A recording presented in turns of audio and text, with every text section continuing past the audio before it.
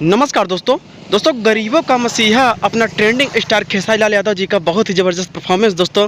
विकलांगों को साइकिल वितरण करते हुए ये फ़ोटो जो आप लोग देख रहे हैं, और अपने राइटर अखिलेश कश्यप जी को एक फॉर्च्यूनर गिफ्ट किए दोस्तों। एक इंसान होता है कि कमा के कितना रख लूँ, लेकिन अपना ये जो रूल्स है ट्रेंडिंग स्टार खेसारी लाल यादव जी का बहुत ज़बरदस्त रहा, और इतनी आशीर्वाद ले रहे हैं। अब गरीबों को दुआ लगेगी तो शायद है कि भोजपुरी इंडस्ट्री में ये ऐसी पहली बार कोई एक्टर, कोई अभिनेता काम कर रहा है दोस्तों।